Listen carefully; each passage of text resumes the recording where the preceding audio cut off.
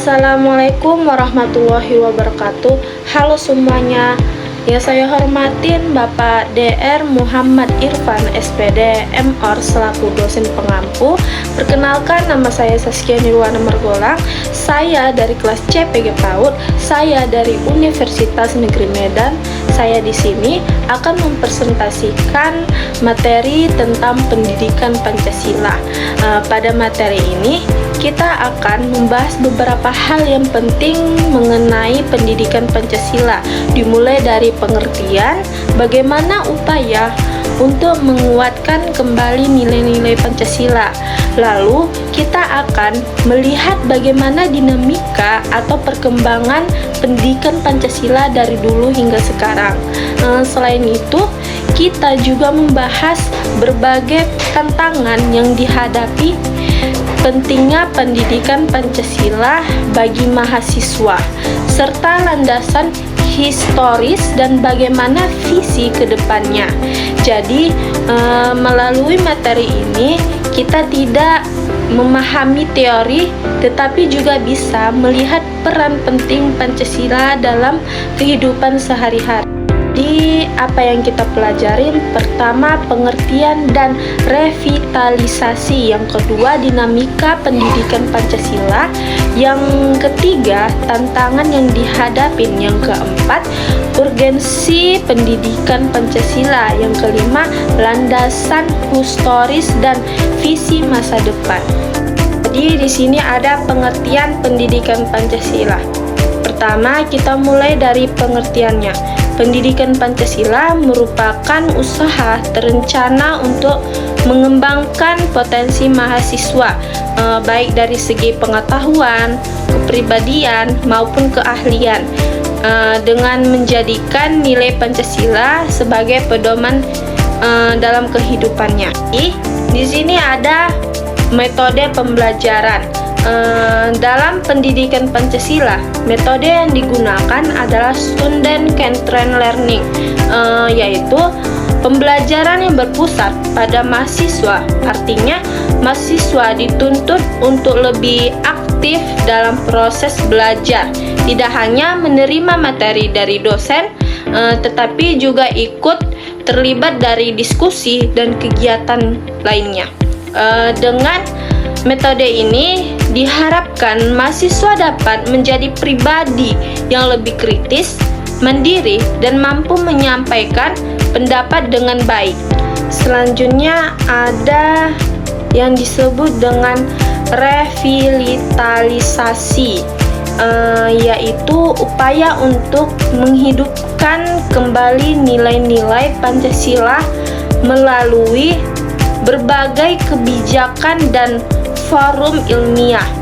Hal ini juga berkuat dengan menjadikan mata kuliah wajib dan kurikulum berdasarkan Undang-Undang Nomor 12 Tahun 2012. Jadi, di sini ada masalah dan solusi.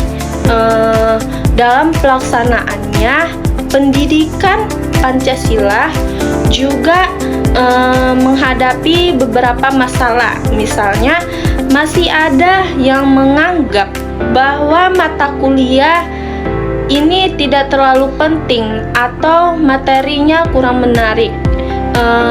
Untuk mengatasi hal tersebut, perlu adanya pembelajaran yang lebih kreatif dan relevan dengan kehidupan sehari-hari. Selain itu, juga perlu ditekankan pentingnya soft skill, karena dalam kehidupan nyata, keberhasilan seseorang tidak hanya ditentukan oleh pengetahuan, tetapi juga oleh sikap dan kepribadiannya. Jadi di sini ada dinamika pendidikan Pancasila. Kalau kita lihat dari perkembangannya, pendidikan Pancasila mengalami pasang surut sejak awal kemerdekaan, dimulai dari pemikiran Bung Karno, kemudian pada masa Orde Baru fokus pada penataran P4, lalu sempat mengalami kemunduran di era reformasi, dan sekarang kembali diperkuat dalam sistem pendidikan nasional. Jadi selanjutnya ada tantangan internal. Tantangan internal merupakan tantangan yang berasal dari sistem pendidikan itu sendiri.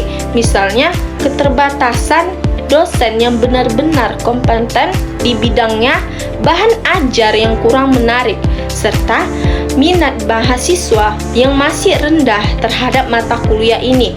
Jika hal ini tidak diperbaiki, maka pembelajaran menjadi kurang maksimal.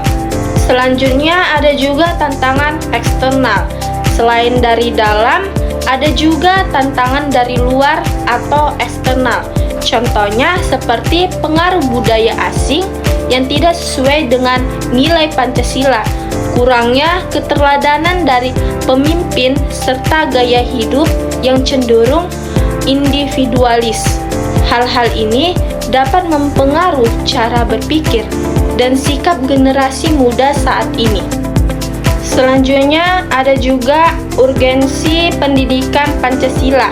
Pendidikan Pancasila memiliki peran yang sangat penting dalam bentuk karakter generasi muda.